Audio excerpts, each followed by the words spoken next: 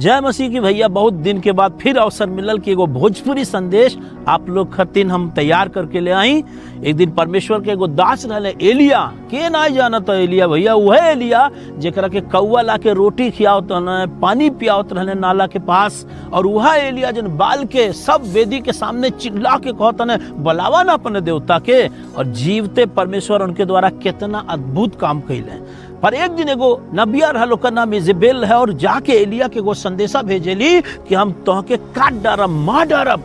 एलिया जब सुनले कि बाप रे बाप, हमें तो मारे वाली ये देविया मार डारी हमें, तो जा करके एगो झाऊ के पेड़ के नीचे जाके सुत गईले और परमेश्वर से कहत है, हे परमेश्वर हमार प्राण ले ला दादा, क्योंकि हम अपने बाप दादा से बढ़िया ना बनी। डर के मारे इनके हालत खराब हो गई। कहे के एगो औरत इनके पास संदेशा भेज दहलिस कि हम तुहे मार डारब।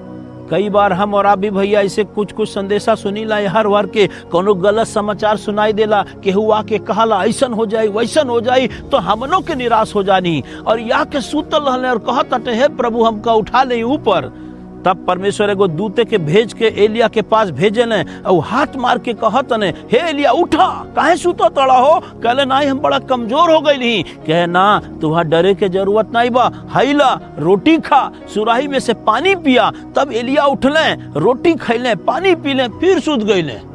दूध देखा तो ये भैया, ये तो एलिया खा पी के फिर से सूत गई।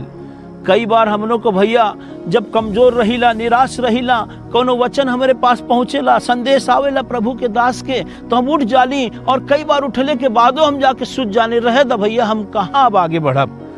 दोबारा से एगो दूध जाके उसे कहला उठा, तुम्हें एगो लंबा यात्रा करे के बा।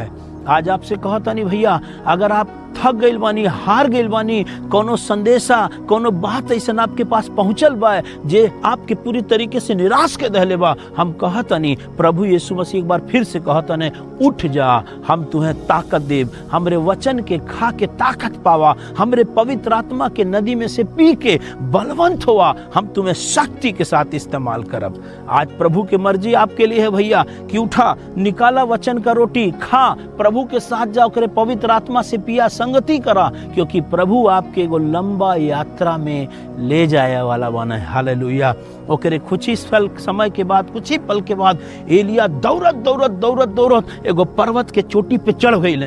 कैसे संभव है भैया? एक आदमी जो हारल बा, थकल बा, दौड़ के देखा ना चोटी कितना ऊंच बा, कितना बड़ा पहाड़ दिखाता, ऐसे एगो चोटी पे दौड़ के जाके चढ़ गईले। और तब परमेश्वर आंधी तूफान बवंडर कैले और एकरे बाद एगो धीमा से आवाज में होके एलिया से बात करता ने। एलिया फिर से विजयी होए लगले। एलिया उठ के 3 गो नबी लेके फिर अभिषेक करेले और कहले जा प्रभु के सेवा करा।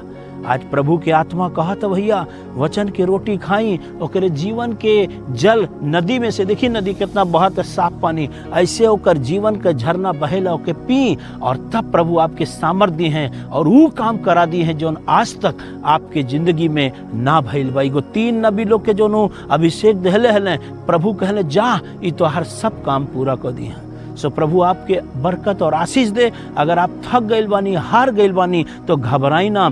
प्रभु एलिया के कहले, हे एलिया तू अकेल ना बड़ा, अभी 7000 नबी ऐसा बड़न जे बाल के आगे घुटना ना टेकले बाटन।